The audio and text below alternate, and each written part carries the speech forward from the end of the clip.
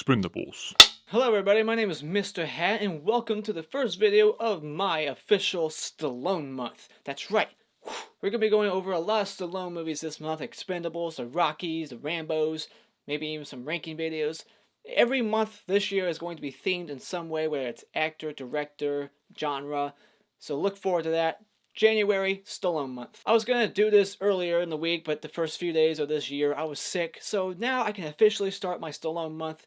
And I'm excited to start with Expendables. Expendables was written and directed by Sylvester Stallone and came out in like 2009 or 10 and stars Sylvester Stallone, Jason Statham, Terry Crews, Jet Li, Dolph Lundgren, Mickey Rourke, Bruce Willis as a cameo, and Arnold Schwarzenegger as a cameo. What's that UFC fighter's name? Randy Couture. I have the cover right there. I could cheat, but I'm not going to cheat. We get the bad guys, Stone Cold Steve Austin, and Eric Roberts, you might recognize from The Dark Knight. This movie has the concept that on paper sounds cheesy, like, oh really, all the action stars together, how corny is that? So therefore this movie doesn't really take itself too serious, and the tone is set like right off the bat at the very beginning with some jokes, some hokey like dialogue. We got Dolph Lundgren, he's going crazy, blowing people in half, and we get to see right off the bat that this movie's not going to be so PG-13 like. This is rated R, and people are going to get blown to pieces. So let's go over all my positives. Like I said, I like the tone of this movie. I really like the banter between the characters. Jason Statham, his name's Christmas. I'm not going to go over their character names, let's just go over the actor names, alright? Let's just do that. But yes, we get very gory violence, like people getting beheaded, heads shot off, people getting blown in half.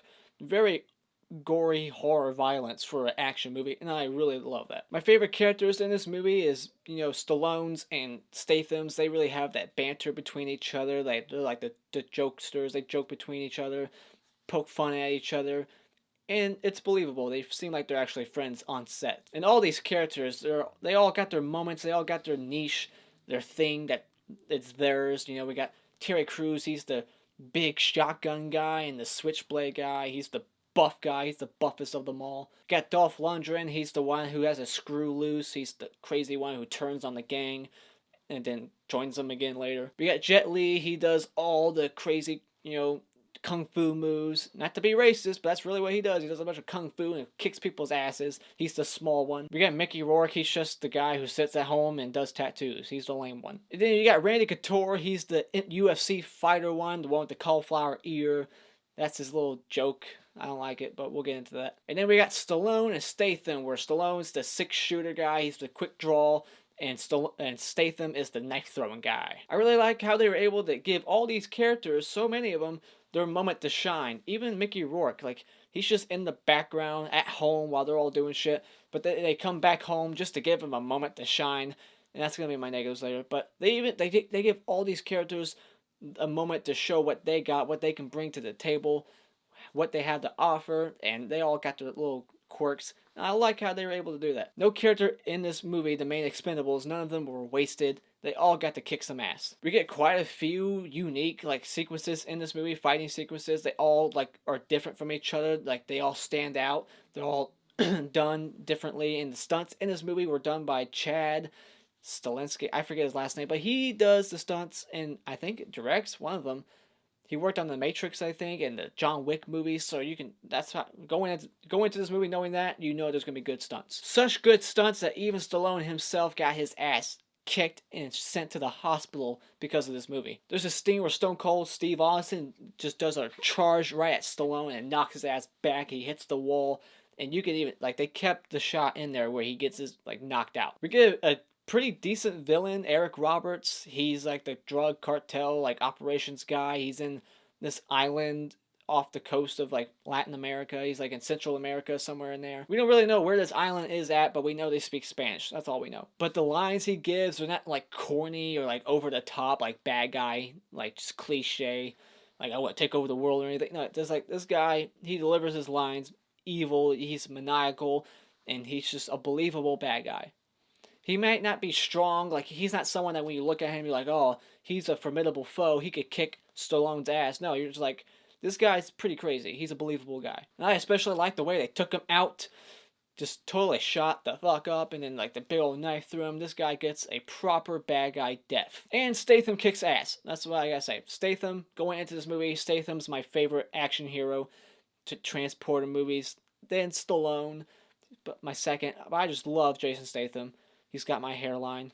I can relate to him. And my final positive is that this movie is very entertaining throughout. It paces very well. The pace doesn't suffer until they come back. After they do their scope, they go, like, they scope out the island and they come back to do, like, just intel, just to say what they're going to do. It kind of slows down around there. But overall, the pacing's good. And we got a very explosive third act. It's very good. And I love that. But let's go over all my negatives. First off, Mickey Rourke. Alright, this guy, he could be erased from the film. Do some minor improvements to the film. It might even improve it a lot. Because that pacing issue was Mickey Rourke. They give him this moment to shine with this big old story, this emotional story to make the audience cry. It's a tearjerker. Except it's a story you just do not give a fuck about. It's like, I wasn't there on the island where this guy's like telling his like war story. And it's just, it slows down. It changes the tone completely.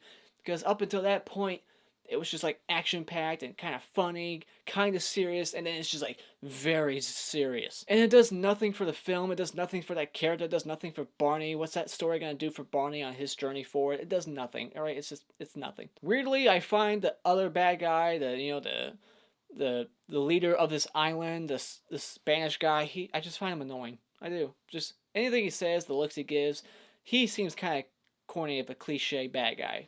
The guy who's just like, you don't tell me what to do. I hate him. CGI. This movie has CGI blood for over 80% of it. I hate it. It's just CGI, just blood. It's blood. Even when people get like blown in half, there's a little bit of CGI mixed in there. And then just like when Eric Roberts dies, I said that I liked it. I also hate it at the same time because it's all CGI. Like the bullets hitting him and then the knife going through.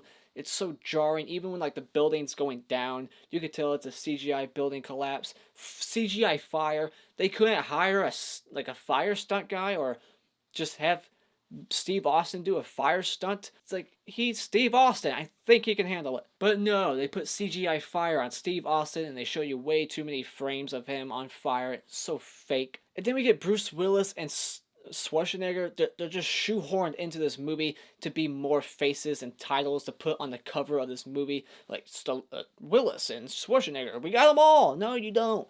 They're just thrown in there for 30 seconds to be in there. Bruce Willis's character could have been anybody, just anybody random.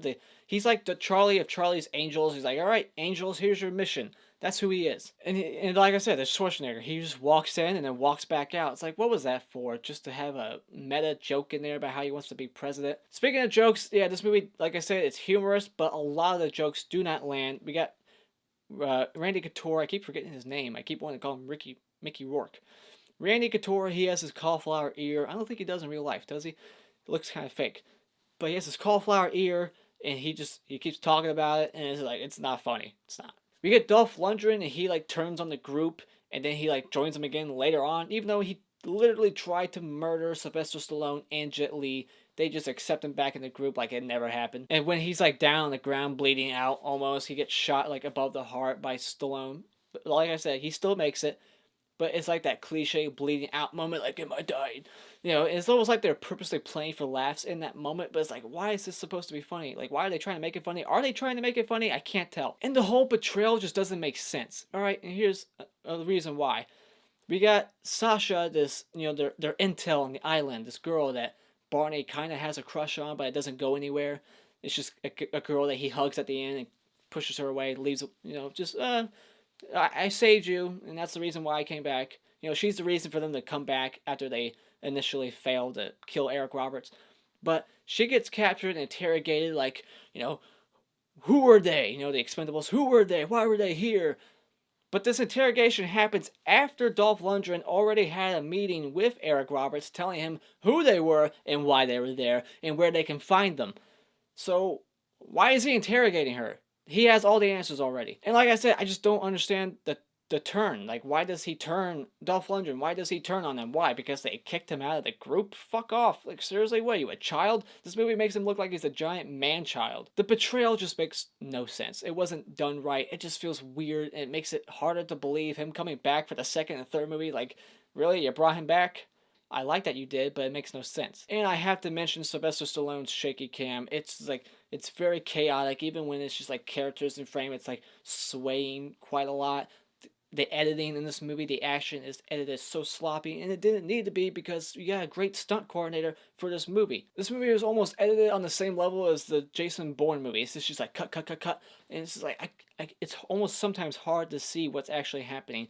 So I'm glad that Stallone stepped away from the directing chair in the second and third movie, and we got Simon West instead. Because when you watch the first one and second one back to back, it's a completely different change of style and direction. Like it's completely jarringly different, because that's how much Stallone shakes the camera and has the editor cut away a bunch. I also don't condone drinking and flying like Barney does. Don't drink and fly, people. And here's a little nitpick. At the very beginning, we got this guy, he's a pirate, and he's speaking English, but he's speaking it badly, and there's subtitles. Is that supposed to be funny? It's kind of funny, because it's like, there's subtitles for an English-speaking person, and then towards the end of this guy's speech, the subtitles just go away. And my last negative will be the whole cheating girlfriend side storyline with Jason Statham. It's completely unnecessary. You could take it out. It's just inserted in there to eventually give him a reason to kick some ass at this basketball game, which I enjoy seeing. I enjoy seeing Statham kick ass, but that just felt unnecessary. It does nothing for the story.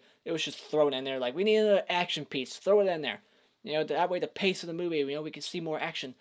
It didn't feel necessary. But overall, I really enjoyed this movie. This movie is a lot of fun. It's like almost like a guilty pleasure action movie, except it's not like very hokey or anything. It's got some bad jokes in it, but overall, this is a very fun, enjoyable movie. Lots of great cast in it. So therefore, when it comes to the Expendables, this is a great movie to sit down, have some popcorn, and watch. So go out and buy it.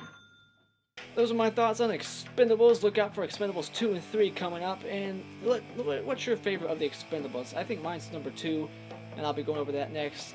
It's a little bit better. But what's your favorite Expendables? What's your favorite Stallone movie? Let me know in the comments below. And as always, thank you so much for joining me tonight. You can hit this like button over here to support this video. And you can support my channel by clicking on my cartoon face in about 5 seconds to see more. And until next time, I'll be to see you.